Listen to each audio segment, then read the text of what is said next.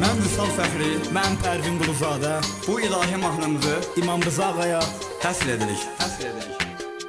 Hüseyin dinimizi hifz elədi qanı ilə.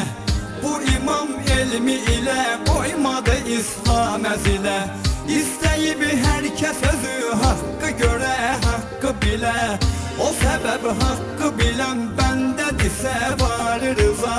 Edib Allah səni biçarələrin yar rıza. Hüseyin məktəbinin fəxri iftixar rıza.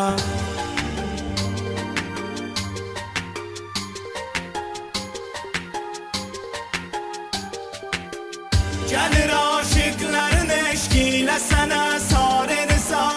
Qapı var kimdi gələn mənsəbin axtarmamısan.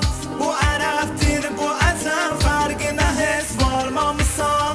Sənə zəvvar olanı boş yerə qaytarmamısan. Hər gələn mehmanı var oldun ümidvar rıza.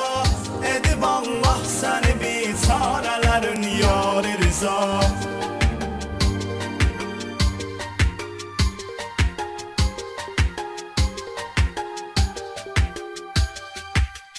Sən İmam-ı Rauf adlandırılıbsan nə gözəl. Bu qədər mehriban olmaz necə müthişdir əməl. Hərənin sanki açıb dil danışır gəl yenə gəl. Olacaq könlümüzün həmdəmi həm xari rıza. Edib Allah səni biçarələrin yar rıza. Hüseyin məktəbinin fəxri iftixarı rıza.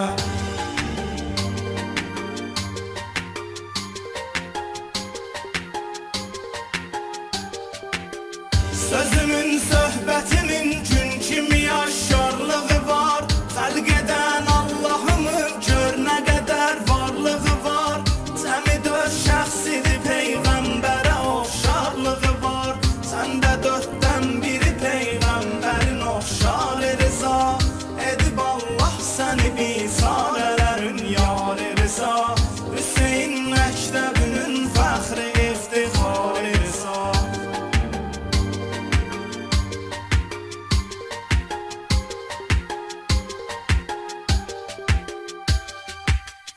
Elə illər bu rəva şahi Xorasan rızasan. Sənə məxsus rizayət verib ehsan yaradan. Hər kimin tutsa sənə hacəti olsa nə zaman. Olmusan sən o kəsin dərdə nə dərkar rıza. Edib Allah səni biçarələrin yar rıza. Hüseyin məktəbinin fəxri iftixarı rıza.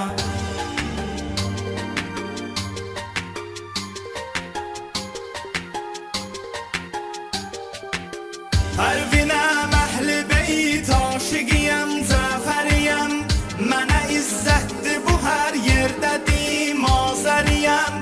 Ağacan lütfələ rəhmət qapıbın nökəriyəm.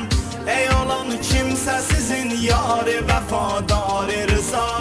Edib Allah səni biçarələrin yar rıza.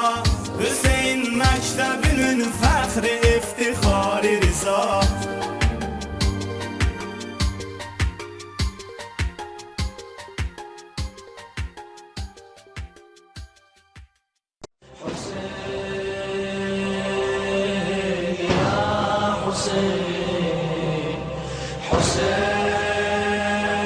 حسين يا حسين